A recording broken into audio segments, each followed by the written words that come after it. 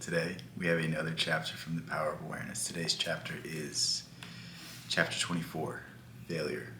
This book would not be complete without some discussion of failure in the attempted use of the law of assumption.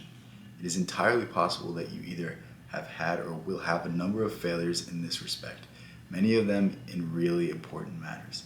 If having read this book, having a thorough knowledge of the application and working of the law of assumption, you faithfully apply it in an effort to attain some intense desire and fail, what is the reason? If to the question did you persist enough, you can answer yes and still the attainment of your desire was not realized, what is the reason for failure? This is the most intriguing part of the book, and I need you to listen to these words carefully because it's about to get very, very interesting. So what he's asking here is, if you've tried and failed time and time again with these things, this is the reason why. The reason why, before he reiterates it in probably maybe more simple but maybe more complex words, is it's not who you are. You're forcing it. It's you're trying to become someone that you're not, and you're not accepting this new person. You're not ditching who you are today and putting yourself in a new person's shoes, putting yourself in a better light. You're putting yourself from who you are to who you want to be, and you're not separating yourself from who you are now. This is the key. This is what he's about to say in the whole rest of the chapter. The answer to this most important factor in the successful use of the law of assumption, the time it takes your assumption to become fact, your desire to be filled, is directly proportionate to the naturalness of your feeling of already being what you want to be, of already having what you desire. I'm going to read this again, and then I'm going to explain it because this is so important. The time it takes your assumption to become fact, your desire to be fulfilled, is directly proportionate to the naturalness of your feeling of already being what you want to be, of already having what you desire. What is he saying here? Why is this significant? Why is this the secret? The true secret, feeling is the secret. This is something you've heard time and time again.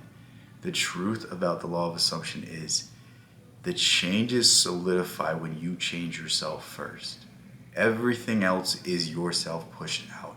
The entire world, everything you see, how you get treated, the respect you get, your confidence, is all an external validation of your internal world. So what he's saying here is, when you fall asleep in the end, you're not feeling it to be truly you.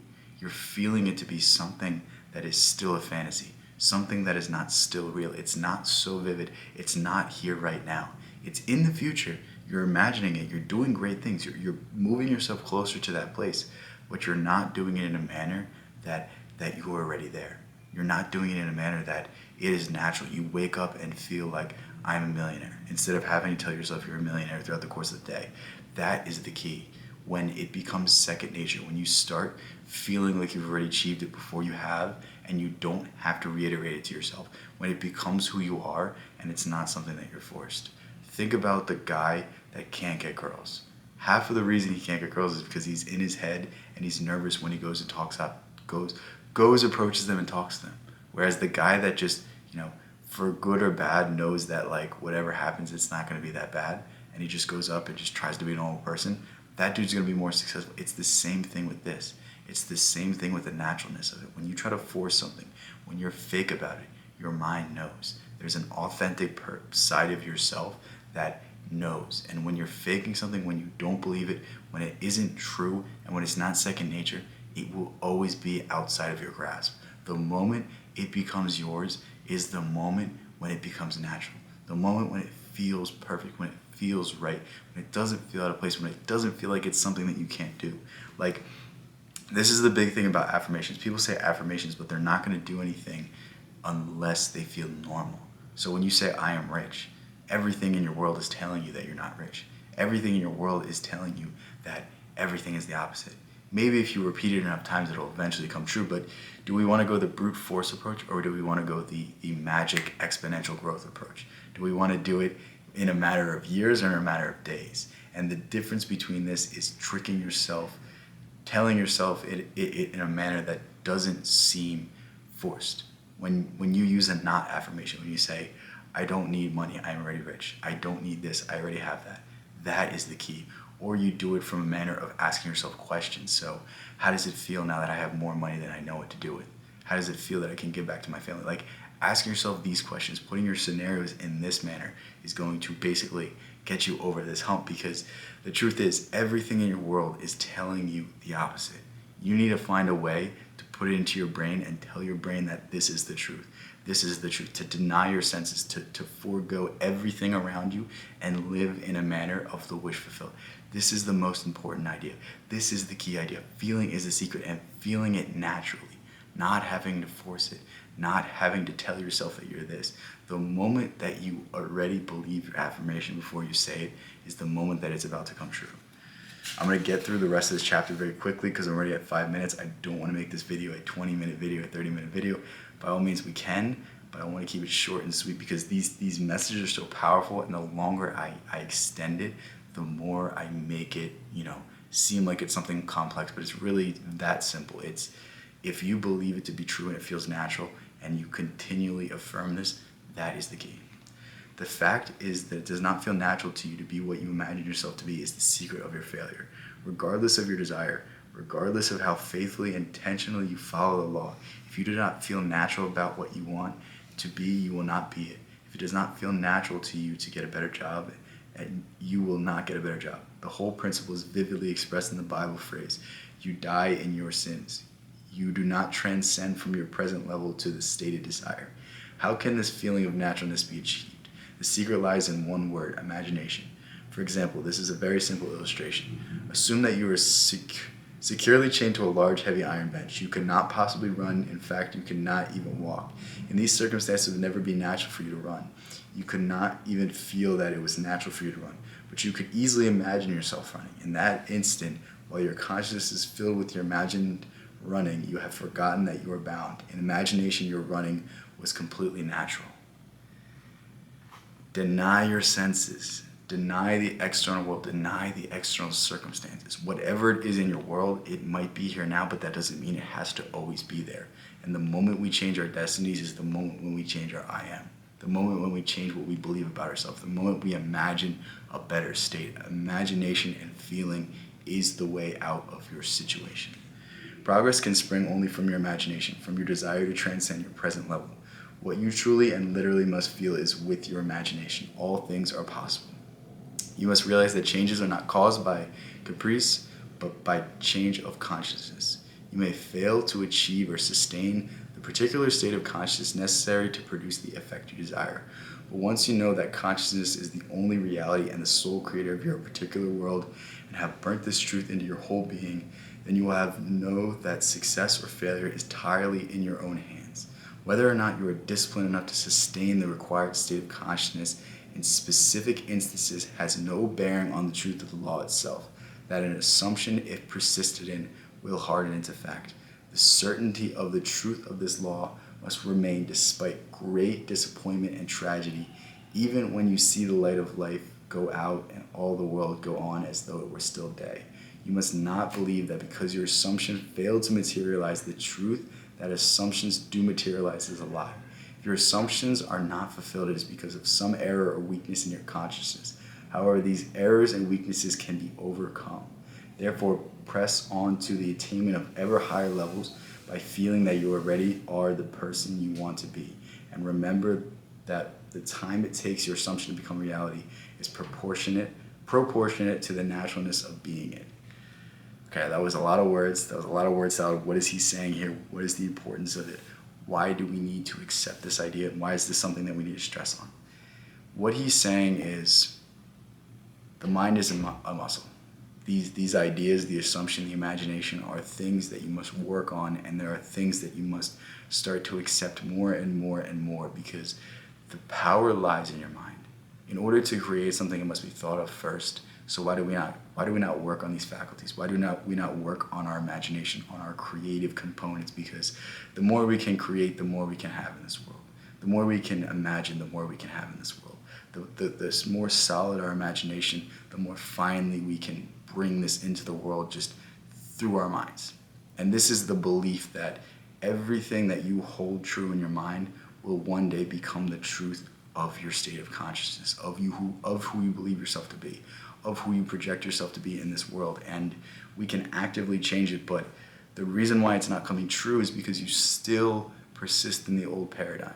You still persist in the old belief that you can't be rich, that you can't be successful, that you're not smart, that you're not attractive, that you're not this, that you're not that you have been told your entire life.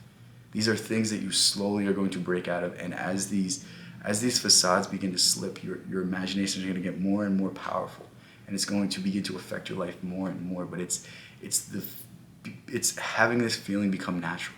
If you've been told you can't be rich through this one endeavor your entire life, then it's going to be a very long time before you can instill in your mind that this is a natural thought. For me, for the longest time, I never had a good mindset about money. I've never been able to look at money, look at large amounts of money and believe I was worthy of it.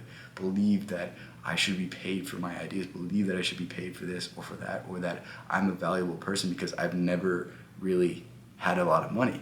So it's like, until I believe I can, I will never make decisions working myself into this position, putting myself in the position where I can accept this, putting myself in a position where I'm open to these things.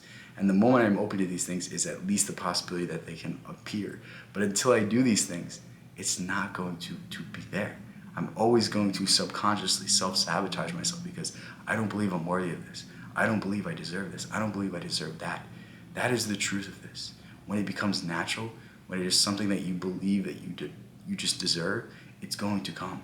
When it's something that you start thinking from the end, when you start acting like you are already that what you wish to be, that is when you start thinking like that what you wish to be. That's when you start making decisions as a millionaire. That's when you start making decisions as a successful YouTuber, as a successful athlete. I don't know what it is that you want to do, but when you start thinking like one, when you start thinking like that individual, that's when you start setting up your life in the manner to live that way. But until it becomes natural, when it's no longer forced, when you're not grasping at straws and trying to get every single ounce of it every single day, when it just becomes who you are, that's when the magic happens. Man surrounds himself with a true image of himself. Every spirit builds itself a house, and beyond its house is a world, and beyond its world is a heaven. Know then that the world exists for you, for the phenomena is perfect. What we are, that only we can see. All that Adam had, all that Caesar could, you have and can do. Adam called his house heaven and earth. Caesar called his house Rome. You perhaps call yours a cobbler's trade, 100 acres of land, or a scholar's garret. Yet line for line and point for point, your dominion is as great as theirs, though without fine name. Build therefore your own world as fast as you conform your life to the pure idea in your mind that will unfold its great proportion. Emerson. Perfect way to end this chapter, perfect way to explain this idea, and I will even go further by explaining Emerson idea. One of my favorite Emerson ideas is history belongs to all men. Anything that someone else can do, you can do as well. We all derive from the same source, and we all have the same level of inspiration, and if you want to be like someone else, make the same decisions that they did. Walk in their shoes, do the same things that they did. Start thinking like they would think, and these same results will come. But not only this, history belongs to all men, and the natural course of historic progression is that we build upon the past. So whatever someone else has done, not only can you do it, you can do it better as well, because that's just natural human progression. There's the famous story of the man that ran the 4-minute mile. Guess what? About a year or two after he ran the first 4-minute mile, 20 more people had broken his record. But he was the first one to break the barrier. And once that barrier is broken, once people believe that this is now possible, then you can accomplish more. So stop seeing, the failure. Stop seeing everything going wrong in your life and start making it natural. Start thinking like you've already done it. Start feeling like you've already done it. Start treating yourself like someone who's already done it. When it becomes natural, when you start establishing these states, that is the key. I mentioned earlier using the not affirmation, saying that I'm not rich, or I don't need money, I'm already rich. I don't need this, I don't. Like, these not affirmations are a very powerful thing as well. Asking yourself questions to start feeling in this state, start feeling in this natural state if you're particularly struggling with accepting these new concepts of yourself. So like, while you're falling asleep, instead of saying I am rich, instead of saying that I have this, I have that, start saying that, how does it feel now that I can help out my family? How does it feel now that I have the ability to travel the world? How does it feel now that I have the house of my dreams, the car of my dreams, how does it feel that I have the most perfect family? Like start framing things in a less forceful, less aggressive manner. This is my number one tip, because when you can start to get over these old paradigms, and when you can start to break these old paradigms, that's when you're limitless. That's when the success comes. That's when the creativity comes. And what is creativity aside from genius? I love you guys so much. Peace out. I will catch you in the next one.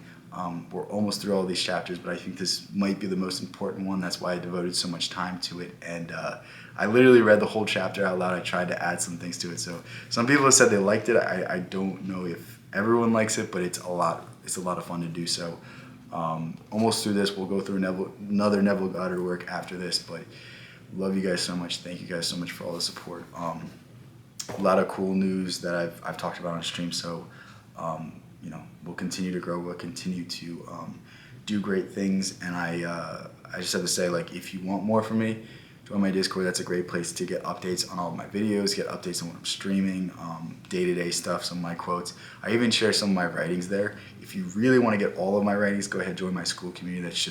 It's the easiest way for me to put all of my works in one place and have it in a manner where it's like approachable and easy. I think I'm going to start adding videos to those as well, but again, it's all work in progress. We're all building this from the ground up. So it's cool when you're building something from scratch, because you can work on it, you can grow it, you can expand it, you can make it something better. And it's all about the growth on this channel. It's all about becoming better day after day after day. And I'm glad you guys are here for the journey. Love you so much. Peace out. I'll catch you in the next one.